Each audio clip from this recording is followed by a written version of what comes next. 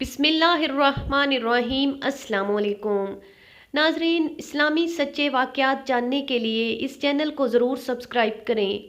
حضرت یوسف علیہ السلام کو حضرت جبرائیل علیہ السلام نے آ کر خبر دی کہ فلاں شب فلاں گھڑی میں قحط نازل ہوگا، اور جب قحط کی مصیبت نازل ہوئی تب وہ غلہ جو جمع کیا تھا وہ سب کو بانٹنے لگے۔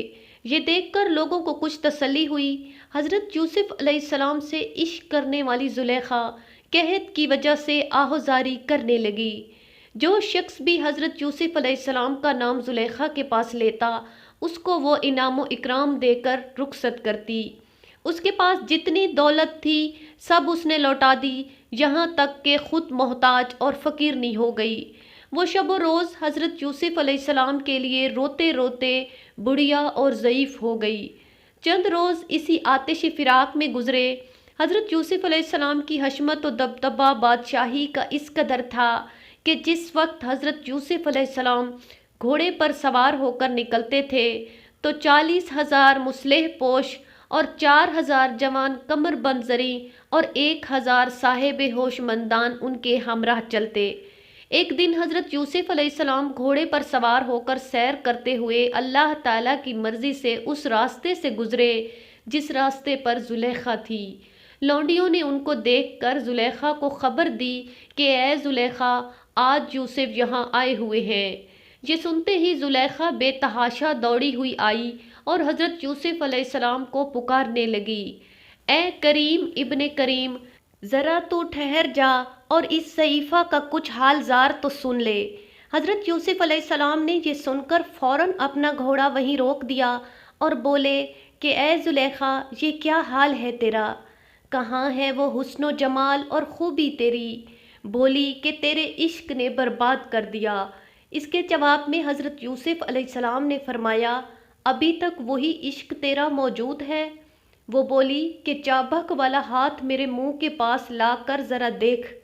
یوسف نے اپنا ہاتھ دراز کیا اور زلیخا نے یکا یک ایک ایسی آتش دل سوزاں سے چھوڑی کہ اس سے حضرت یوسف کا چابک جو ہاتھ میں تھا ایک دم گرم ہو گیا۔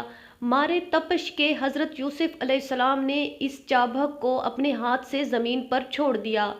زلیخا بولی، اے یوسف، آج تقریباً 40 برس ہوئے یہ شعلہ آتشی میرے دل پر چلتا ہے اور میں تیرے عشق میں جل گئی ہوں۔ دیکھا ذرا سا شعلہ آتش میرے دل کا تجھے برداشت نہ ہوا اور فوراً ہی اپنا چابک زمین پر ڈال دیا۔ اے یوسف، میں کیوں کر تیرے بغیر شب و روز یہ پیچ و تاب کھاتی رہوں؟ حضرت یوسف علیہ السلام رحم کر اور یہ تباہ حال زلیخا کو دیکھ کر اپنے گھوڑے سے اتر پڑے اور وہی زمین پر بیٹھ کر بولے، اے زلیخا، تو میرے خدا پر ایمان لیا۔ یہ کہتے ہی زلیخا فوراً مشرف با اسلام ہوئی۔ پھر حضرت یوسف علیہ السلام نے فرمایا، اب بتاؤ کہ تو کیا مانگتی ہے؟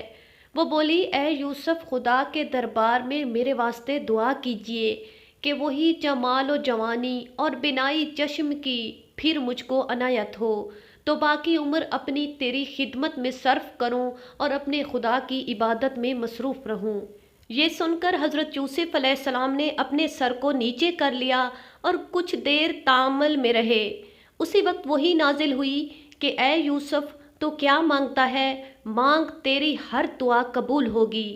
تب حضرت یوسف علیہ السلام نے 2 رکعت نماز شکرانہ کی ادا کی اور پھر سجدے میں چلے گئے اور کافی دیر تک خداوند قدوس سے دعا مانگی۔ ابھی آپ نے اپنا سر سجدے سے نہ اٹھایا تھا کہ زلیخا نے آواز دی کہ یوسف، اپنا سر اٹھاؤ سجدے سے، جو تم نے چاہا تھا وہ حاصل ہو گیا ہے۔ ان کے کہنے سے حضرت یوسف علیہ السلام نے اپنا سر سجدے سے اٹھا کر زلیخا کی طرف دیکھا تو دیکھتے کیا ہیں کہ خوبصورتی، جوانی اور بینائی چشم اسے اللہ تعالیٰ نے پھر سے عنایت فرمائی ہے۔ زلیخا نے جب اپنی صورت کو آئینے میں دیکھا تو اللہ تعالیٰ کا شکر بجا لائیں اور پھر ایمان میں مضبوطی بھی آ گئی، اور پھر حضرت یوسف علیہ السلام کی طرف خیال نہ کیا اور چلی گئی۔ ان کے جانے کے بعد حضرت یوسف علیہ السلام فرمانے لگے، اے زلیخا، تم کہاں جاتی ہو مجھے چھوڑ کر؟ وہ بولی، جس نے یہ شکل و صورت اور بینائی چشم کی مجھ کو بخشی ہے اس کو چھوڑ کر ناحق یوسف سے کیوں اپنے آپ کو برباد کروں، اور مجھے چاہیے کہ میں اسی پر خیال کروں۔ کہتے ہیں کہ حضرت یوسف علیہ السلام نے زلیخا پر بہت خواہش کی، مگر وہ بھاگتی رہی، اور پھر غیب سے آواز آئی کہ اے یوسف صبر کر، جلدی مت کر۔ اس کے بعد زلیخا غم خانے میں جا بیٹھیں، اور حضرت یوسف علیہ السلام نے خواستگاری میں اس کی طرف لوگوں کو بھیجا، لیکن وہ قبول نہیں کرتی تھی۔ تقریباً 40 روز اسی طرح سے گزرے۔ ان 40 دنوں کے اندر یوسف علیہ السلام نے اتنا درد زلیخا کے لیے کھینچا کہ زلیخا نے 40 برس میں بھی ایسا درد نہ اٹھایا تھا۔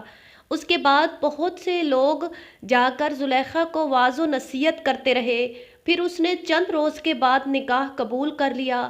جیسا کہ شب زفاف کو سلاطین اور ملوک کا رسم شرعی ہوتا ہے، ویسا ہی زفاف ہوا، اور زلیخا کو دوشیزہ اور باکرا پایا۔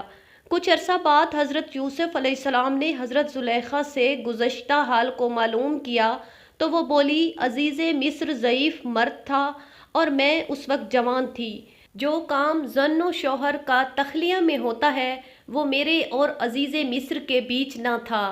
اور دوسری روایت میں یوں آیا ہے کہ اللہ تعالیٰ نے حضرت یوسف علیہ السلام کے لیے زلیخا کو بچا کر رکھا تھا، اس لیے کہ ایک شیطان آ کر اللہ کے حکم سے عزیز مصر اور زلیخا کے درمیان میں سویا رہتا تھا، اور عزیز مصر کو یہی معلوم ہوتا تھا کہ وہ زلیخا ہے، اور وہ کچھ کر بھی نہیں سکتا تھا۔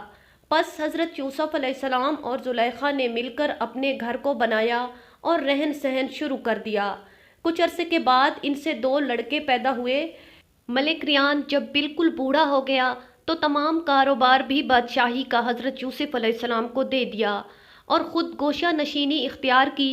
حضرت یوسف علیہ السلام کو جب اپنی سلطنت کے کل اختیارات مل گئے تو وہ خلق اللہ کی پرورش کرنے لگے، بکثرت حاجت کے غلہ کو رعیت کے ساتھ بیچنے لگے اور صدقہ بکثرت فقیروں اور محتاجوں کو دیتے۔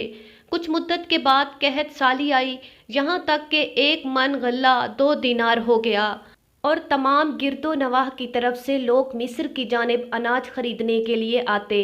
تو پھر اہل مصر نے کہا کہ اناج کو سارا غیروں کے ہاتھ نہ بھیجا جائے، اگر ایسا کیا جاتا رہا تو وہ وقت قریب ہے کہ ہم لوگ بھوکے مریں گے۔ یہ سن کر حضرت یوسف علیہ السلام نے فرمایا، تمام خلق اللہ کا اس میں حق ہے، اگر ہم نہ دیں تو لوگ محتاج رہیں گے، لہٰذا ان کو دینا لازمی ہے، اور اناج سے محروم رکھنا سخت گناہ کا کام ہے۔ اگر ان لوگوں کے ہاتھ اناج نہ بیچوں گا تو یہ لوگ بھوکے مر جائیں گے۔ تب ہر کوئی اپنی حاجت کے لیے حضرت یوسف علیہ السلام سے اناج خریدتے رہے، یہاں تک کہ سارے ملک میں کسی کے ہاتھ میں پیسہ اور درہم اور دینار نہ رہا، اور سب کا سب حضرت یوسف علیہ السلام کے خزانے میں داخل ہو گیا۔ پھر جب دوسرا سال آیا تو تمام مویشی لوگوں کے بعوض اناج کے حضرت یوسف علیہ السلام کے پاس بک گئے، اور چوتھے سال میں تمام کپڑے اور زیورات وغیرہ حضرت یوسف علیہ السلام کے ہاتھ میں بیچ دیے، اور 5ویں سال میں تمام زمینیں بھی حضرت یوسف علیہ السلام کے ہاتھ آ گئیں، اور چھٹے سال میں لوگوں نے اپنے بیٹی بیٹا کو بعوض اناج ہبہ کر دیا، اور 7ویں سال میں لوگوں نے اپنی ذات کو حضرت یوسف علیہ السلام کے پاس اجرت میں دے دیا، اور کوئی آدمی بھی سارے ملک میں ایسا نہ رہا کہ تمام نوکر چاکر خدمت کار لونڈی باندی حضرت یوسف علیہ السلام کے نہ ہو گئے ہوں۔ یہ حالت دیکھ کر تمام خلائق تعجب میں تھیں اور کہتی تھیں کہ ہم نے کبھی ایسا بڑا بادشاہ نہیں دیکھا اور نہ کبھی سنا۔ ناظرین، مزید اس طرح کی ویڈیوز کو جاننے کے لیے ہمارے چینل کو سبسکرائب کریں، ویڈیو کو لائک کریں اور شیئر کریں۔ شکریہ۔